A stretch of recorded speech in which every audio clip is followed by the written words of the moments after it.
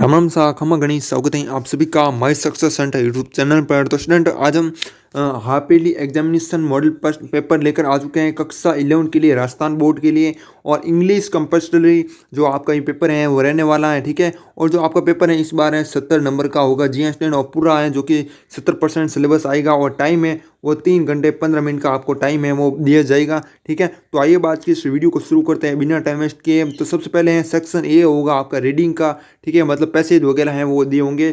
तो सबसे पहला क्वेश्चन भी आपको पैसेज का मिलेगा कि read the following passage carefully and answer the question the there follow, मतलब जो नीचे दिए गए आंसर है पर्सन है इनका उत्तर है वो देना है, ठीक है। ये पर्सन दिए गए हैं और इस पैसेज को पढ़ कर आपको उत्तर देना है, ठीक है। तो ये क्वेश्चन आप आराम से वो कर सकते हो, ठीक है, बहुत ही आसान है पैसेज, तो आराम से वो कर सकते हो। तो इसमें सबसे पहला क्वेश्चन है what is the most unselfish grateful companion of man, मतलब कि एक आदमी का सबसे निस्वार्थ जो कि आभारी है वो साथी क्या है, ठीक है। तो इसमें ये आपको आसानी से मिल जाएगा। उसके बाद वाट में happen with a man in the world, मतलब इस दुनिया में एक आदमी के साथ क्या हो सकता है, ठीक है। तो इसका आंसर भी आपको मिल जाएगा वाट रिजल्ट में भी caused be by an ill considered action, ठीक है। तो इसका मतलब क्या है कि एक बीमार विचार कार्रवाई के कारण क्या परिणाम है वो हो सकता है, ठीक है। मतलब बीमार विचार है उसके कारण है क्या जो कि परिणाम है वो हो सकता है, क्या हो सकता है, सब कुछ वो आपको इस क्वेश्चन मिल जाएगी। उसके बाद फोर्थ हमारे वाट में ए मैन लॉस, मतलब एक आदमी है वो क्या खो सकता है, मैन लॉस लॉस क्या खो सकता है, ठीक है। तो क्या खो सकता है वो भी इसका आंसर आपको मिल जाएगा। Right the opposite of upon from this passage, मतलब इस गद्यांश में से अपोन का विलोम है वो शब्द है वो लिखना, ठीक है। तो इस गद्यांश में भी ये भी आपको मिल जाएगा, ठीक है। मैं आपको हिंदी अनुवाद बता रहा हूँ साथ साथ में। उसके बाद सेक्शन बी जो कि आपका राइटिंग का मिलेगा, ठीक है, राइटिंग जिसमें आपको लिखना पड़ेगा राइट ए टास्क इन सो से 150, जो मतलब 100 से जो कि आपको 120 शब्दों में लिखना है। वर्ड्स गिविंग डिस्क्रिप्शन डिस्क्रिप्शन लिखना है किस पर, जो ये आपको दिया हुआ है सेलिब्रेशन ऑफ दिवाली, ठीक है, मतलब दिवाली पर आपको लिखना है। और उसके बाद right a speech is about 100 से जो कि 120 words on the village life, मतलब गांव ग्रामीण जीवन पर एक है जो कि आपको स्पीच है वो लिखना है। या तो आप स्पीच लिखो 100 से 120 शब्दों में, या फिर 100 से 120 शब्दों में सेलिब्रेशन ऑफ दिवाली पे लिखो, ठीक है। जहाँ तक आपको पता है द विलेज लाइफ पर है वो आसान है वो रहेगा, ठीक है। तो आप इस पर हैं आराम से वो लिख सकते हो विलेज लाइफ पर। और उसके बाद नेक्स्ट हमारा क्वेश्चन है write a letter to the head post master complaining against the irregular delivery of letter in your locality, मतलब जो कि अपने इलाके में पत्र के अनियमित वितरण, मतलब अनियमित है वो वितरण होना, कोई भी पत्र हो और अनियमित वितरण के खिलाफ शिकायत करते हुए प्रधान पोस्टमास्टर को एक पत्र है वो लिखना है, ठीक है। योर लोकेशन मतलब आपके इलाके में, ठीक है। तो ये भी आप कर सकते हैं। उसके बाद नेक्स्ट क्वेश्चन है हमारा, या फिर आप तो हम ये 6 नंबर का क्वेश्चन है आपको दिया जाएगा।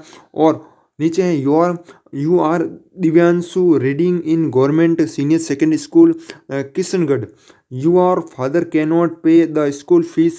Write a letter to the headmaster of your school requesting him to exempt your from school fees, मतलब ये फीस के बारे में लिखना लेटर। क्या करना कि आप सरकारी सीनियर सेकेंडरी स्कूल किशनगढ़ में पढ़ रहे हैं, कहाँ पर सीनियर सेकेंडरी स्कूल किशनगढ़ में पढ़ रहे हैं, और आपके पिता स्कूल फीस का भुगतान है वो नहीं कर पा रहे। किसका स्कूल फीस का भुगतान है वो कैन नॉट फीस, ठीक है, भुगतान नहीं कर पाए। अपने स्कूल के प्रतिनिधि को एक पत्र लिखिए, किसको लिखिए, write a letter to the headmaster of your school requesting him expend your from school fees, किसके बारे में कि वो आपको स्कूल फीस से छूट देने का अनुरोध है वो कर रहे हैं, ठीक है।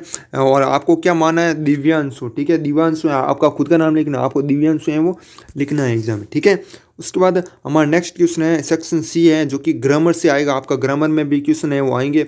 Fill the blanks with the correct form of the verbs given in the brackets, जो ये ब्रैकेट्स में दिए हैं मतलब ये वर्ब्स वाले क्वेश्चन है, ठीक है। तो ये भी क्वेश्चन में दी गई क्रियाओं के सही रूप से रिक्त स्थानों की पूर्ति है वो करनी है, ठीक है। ये भी आप कर सकते हो, बहुत ही आसान है, ठीक है। उसके बाद नेक्स्ट क्वेश्चन है combine the sentence to use the that, मतलब ये दैट का प्रयोग है वो करना है आपको।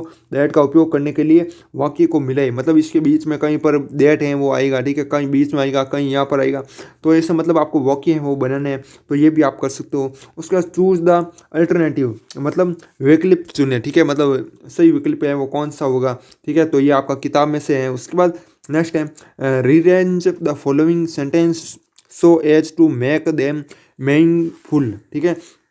इसमें मतलब क्या है, निम्नलिखित वाक्यों को पुनर्व्यवस्थित करें ताकि उन्हें सार्थक बने। जैसे मतलब आपको है पुनर्व्यवस्थित करना है, सबसे पहले कौन सा जाएगा, बाद में कौन सा आएगा, मतलब ये इस नंबर डाल दो, ये मिनट रुकना है। ये 1 नंबर मान लीजिए, 2 नंबर है, 3 नंबर है, 4 नंबर है, ठीक है।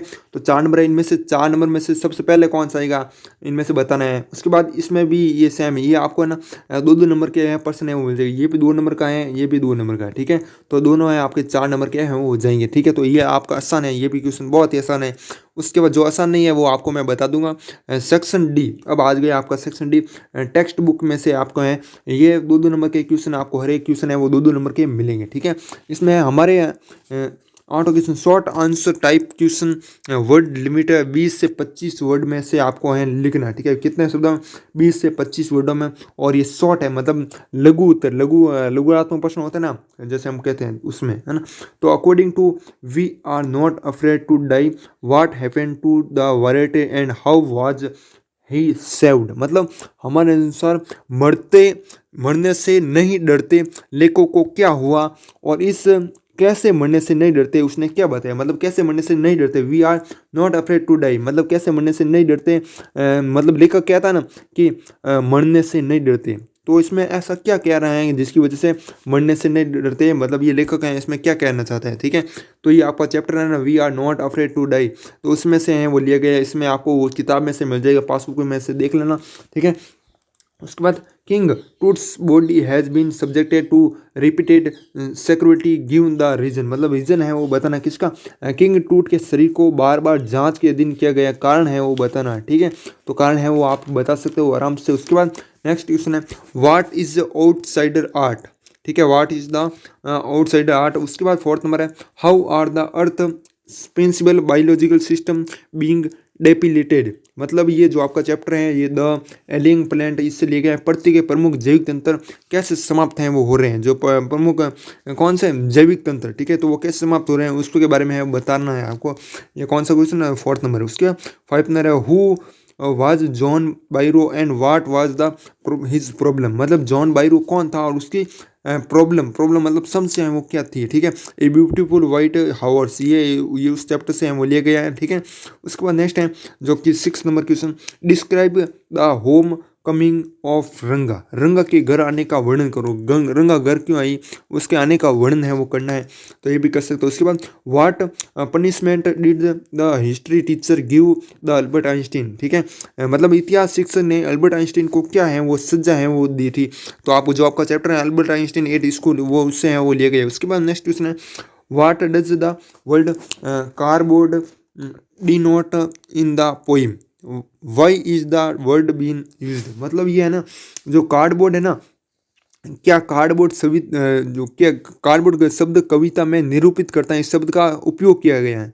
कार्डबोर्ड शब्द का अर्थ है वो बताना है, ठीक है। तो कार्डबोर्ड शब्द का अर्थ है जैसा आप बता सकते हो कवित्री की माँ की तस्वीर के लिए, किसके लिए, कवित्री की माँ की तस्वीर के लिए प्रयोग है वो किया गया, तो इसका आंसर ये हो जाएगा। उसके बाद नेक्स्ट क्वेश्चन है हमारा 9th number question read the following extracts and answer the question that follow, ठीक है, मतलब इसको रीड करना है और उसका आंसर है वो देना है, ठीक है। तो इसमें सबसे पहला क्वेश्चन है कि name the poem and poet, कविता और कवि का नाम बताइए। एक तो आपको कविता का नाम भी बताना है और ये किसने लिखी उस कवि का नाम भी आपको बताना है, ठीक है। तो इसको पढ़ सकते हो और उसके आराम से बाद में दे दूंगी, ठीक है, आपको पता होगा। What is the condition of laburnum top in the beginning, ठीक है, तो इसमें क्या है शुरुआत में लेब्रेनम टॉप की क्या स्थिति थी शुरुआत में, है ना, तो इसमें से आपको मिल जाएगा। उसके बाद नेक्स्ट है विच season of the year the poet is talking about what so it, मतलब कवि वर्ष के किस मौसम के बारे में बात कर रहे हैं, यह क्या दिखाता है, ठीक है, मतलब किस मौसम के बारे में बात कर रहे हैं, व्हाट शोज इट, मतलब ये क्या दिखाता है, तो इसमें भी आप कर सकते हो। उसके बाद 4th में क्वेश्चन है in what manner does the gold fins एले लैंड, ठीक है, तो इसमें आपका कौन सा जगह गोल्ड फिंस किस तरीके से उतरता है, तो किस तरीके से उतरता है वो भी आपको इसमें मिल जाएगा। उसके बाद नेक्स्ट क्वेश्चन हमारा 15 लॉन्ग आंसर है वो आगे आपके अभी दो यही लास्ट है, आपका लॉन्ग आंसर टाइप क्वेश्चन। ठीक है, तो इसमें क्या है, mention the way in which the sparrows express their sorrow when the other grand mother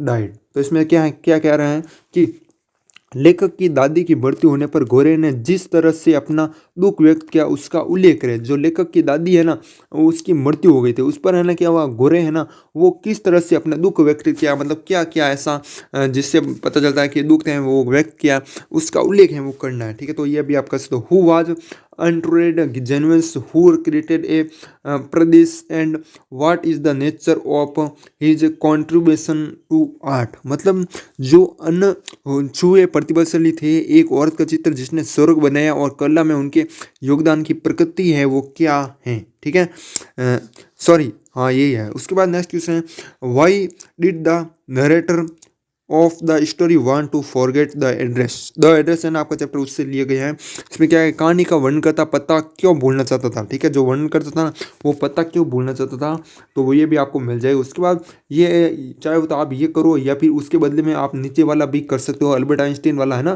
तो इसमें क्या कह रहा है कि describe the interview with the headmaster of Albert Einstein.